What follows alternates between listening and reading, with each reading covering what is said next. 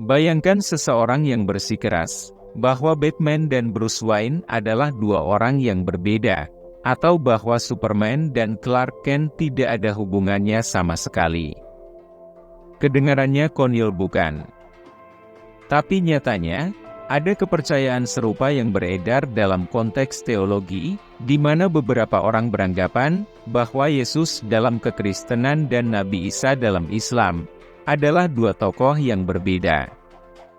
Pandangan ini, selain naif, menunjukkan kurangnya pemahaman tentang sejarah dan teologi kedua agama besar ini. Seperti halnya dengan identitas rahasia para pahlawan super yang jelas-jelas satu individu, memahami bahwa Yesus dan Isa adalah satu dan sama, sangatlah penting untuk menghargai narasi agama yang lebih besar, dan menghindari kekeliruan yang lucu semacam ini. Kesalahpahaman ini mungkin muncul dari perbedaan terminologi dan perspektif antara agama Kristen dan Islam. Dalam kekristenan, Yesus dikenal sebagai Yesus Kristus, yang dianggap sebagai anak Allah dan bagian dari Trinitas. Dalam Islam, Isa disebut sebagai seorang nabi yang dihormati, dan dikenal sebagai Isa Al-Masih. Perbedaan dalam nama dan gelar ini mungkin menyebabkan beberapa orang berpikir bahwa Yesus dan Isa adalah dua sosok yang berbeda. Meski begitu, dalam esensinya, Yesus dan Isa merujuk pada individu yang sama. Keduanya lahir dari seorang perawan bernama Maria atau Maryam dalam Islam, hidup di wilayah yang sama di Timur Tengah pada abad pertama, dan sama-sama dianggap memiliki kemampuan melakukan mukjizat. Bahkan, dalam kedua agama, dia diakui sebagai Mesias yang diutus oleh Tuhan. Sangat lucu melihat kegigihan beberapa orang dalam memisahkan Yesus dan Isa menjadi dua sosok yang berbeda, seolah-olah mereka adalah selebriti kembar yang terpisah sejak lahir, dan menjalani kehidupan yang berbeda di panggung yang sama. Mari kita mulai dengan kelahiran ajaib mereka.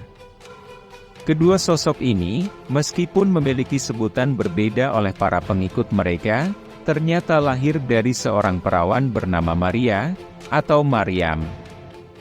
Keduanya lahir tanpa kontribusi dari seorang ayah biologis. Bagaimana mungkin ada orang-orang yang melihat ini sebagai dua cerita terpisah dari dua orang yang berbeda? Orang-orang yang beranggapan bahwa Yesus dan Isa adalah dua individu yang berbeda, seringkali tidak memahami bagaimana transformasi bahasa dapat mempengaruhi penyebutan nama seseorang. Nama asli Yesus atau Isa pada zamannya adalah Yesua, sebuah nama yang umum digunakan di antara orang Yahudi pada abad pertama. Namun, ketika nama ini dipindahkan ke berbagai budaya dan bahasa, seiring penyebaran agama, pengucapannya berubah sesuai dengan karakteristik fonetik bahasa tersebut. Dalam bahasa Yunani, nama Yesua diubah menjadi Isus, yang kemudian diterjemahkan menjadi Yesus dalam bahasa Latin. Transformasi ini terjadi karena bahasa Yunani dan Latin tidak memiliki huruf yang tepat untuk mereplikasi beberapa bunyi dalam bahasa Ibrani. Sebagai hasilnya, nama ini disesuaikan dengan tata bahasa dan fonetik yang berlaku dalam budaya Yunani dan Latin. Di sisi lain, dalam tradisi Arab dan Islam, nama ini menjadi Isa. Perubahan ini lagi-lagi merupakan hasil dari adaptasi fonetik dan morfologis, ketika nama Yesua diperkenalkan ke dalam bahasa Arab. Dalam bahasa Arab, nama Yesua tersebut disederhanakan menjadi Isa. Menganggap Yesus dan Isa sebagai dua orang yang berbeda, hanya karena perbedaan nama adalah hal yang benar-benar konyol. Akar nama Yesus dan Isa adalah sama, yaitu menunjuk pada satu sosok historis yang sama, yang diakui baik oleh kekristenan maupun Islam. Mengabaikan fakta ini dan berkeras bahwa mereka adalah individu yang berbeda, hanya menunjukkan kurangnya pemahaman tentang transformasi linguistik dan sejarah. Ini adalah contoh bagaimana ketidakpahaman terhadap sejarah linguistik dapat menuntun pada kesimpulan yang keliru dan pandangan yang terpecah tentang figur yang sebenarnya sama. Selain dari segi nama, Yesus dan Isa, mereka juga berjalan di tanah yang sama di Timur Tengah pada abad pertama. Tidak ada yang lebih lucu daripada mencoba memisahkan seseorang yang hidup di wilayah yang sama pada waktu yang sama, menjadi dua identitas yang berbeda. Kemudian ada soal mukjizat. Baik Yesus maupun Isa tampaknya memiliki hobi yang sama, yaitu melakukan mukjizat. Dari menyembuhkan orang sakit hingga menghidupkan kembali orang mati, keduanya tampak memiliki daftar aktivitas yang serupa. Keduanya memiliki sekelompok murid yang jumlahnya tidak lebih, tidak kurang, tepat 12 orang. Ini sepertinya bukan hanya kebetulan numerik, tetapi sebuah cerminan bahwa kita sedang berbicara tentang sosok yang sama. Dalam kekristenan, Yesus memiliki 12 murid atau rasul yang dipilihnya secara langsung untuk mendampingi dan mengikuti ajarannya. Nama-nama seperti Petrus, Yakobus, Yohanes, dan Yudas Iskariot menjadi tokoh-tokoh yang dikenal luas, bahkan hingga hari ini. Mereka adalah saksi langsung dari mukjizat-mukjizat Yesus, ajarannya, dan tentu saja, penyalibannya. 12 murid ini dianggap sebagai fondasi awal gereja Kristen dan penerus ajaran Yesus setelah kebangkitannya. Begitu juga dalam Islam, Isa Al-Masih disebutkan memiliki sekelompok pengikut setia yang dikenal sebagai Hawariyun atau para murid. Al-Quran menyebut mereka sebagai pendukung Isa yang setia dalam menyebarkan pesan Allah. Seperti Yesus, Isa memilih 12 pengikutnya yang berdedikasi untuk membantunya dalam misi ilahi dan menyebarkan ajaran Allah di antara umat manusia. Kesamaan dalam jumlah murid ini bukanlah detail yang bisa diabaikan begitu saja. 12 murid di sekitar Yesus atau Isa memiliki peran penting sebagai penyebar ajaran, saksi kehidupan dan mukjizat, serta sebagai kelompok inti yang menjaga dan meneruskan pesan ilahi setelah kepergian guru mereka. Menganggap bahwa kedua sosok ini, Yesus dan Isa, adalah dua tokoh yang berbeda, sementara keduanya memiliki kelompok pengikut yang sangat mirip dalam struktur dan jumlah, adalah seperti berusaha memisahkan dua potret yang jelas-jelas menggambarkan orang yang sama. Bukankah cukup jelas bahwa kita berbicara tentang narasi yang sama dari satu individu? Baik Yesus maupun Isa, sama-sama diyakini telah menerima wahyu yang disebut Injil. Injil ini bukan hanya sekadar teks suci, tetapi juga dianggap sebagai pesan ilahi, yang mengandung ajaran, petunjuk, dan bimbingan dari Tuhan.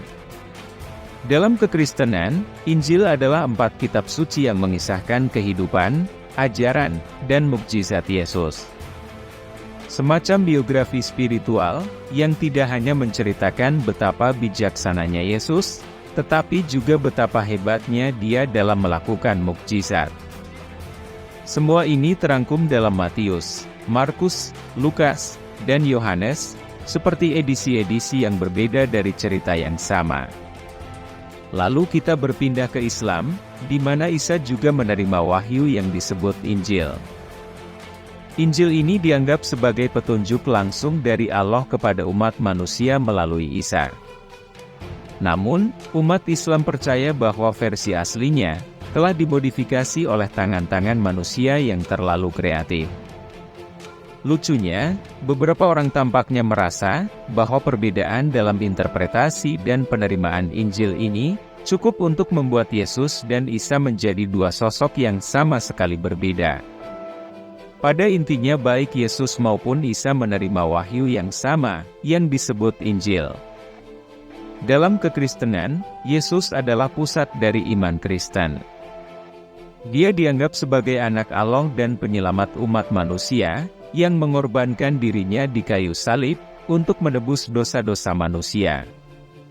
Kebangkitannya dari kematian adalah salah satu fondasi utama dari iman Kristen. Di sisi lain, dalam Islam, Isa adalah salah satu nabi yang dihormati dan disebutkan dalam Al-Quran. Islam mengakui kelahirannya yang ajaib dari seorang perawan, perbuatan mukjizatnya, dan statusnya sebagai Al-Masih. Namun, Islam tidak mengakui ketuhanannya atau kematian di kayu salib. Sebaliknya, Islam mengajarkan bahwa Isa diangkat ke langit oleh Allah dan akan kembali menjelang hari kiamat. Keduanya diakui sebagai Mesias. Tentu, interpretasinya bisa bervariasi. Di satu sisi, Yesus dianggap sebagai anak Allah yang datang untuk menyelamatkan umat manusia. Sementara di sisi lain, Isa adalah nabi mulia yang diutus untuk mengajarkan jalan yang benar. Tapi mari kita hadapi kenyataan, hanya karena mendefinisikan perannya dengan sedikit berbeda, bukan berarti kita berbicara tentang dua orang yang benar-benar berbeda. Menganggap Yesus dan Isa sebagai dua individu yang berbeda adalah kekeliruan, yang dalam konteks sejarah dan teologis, sangatlah lucu. Kedua sosok ini diakui oleh miliaran orang di seluruh dunia sebagai tokoh agama yang sama, meskipun dengan perbedaan pemahaman teologis.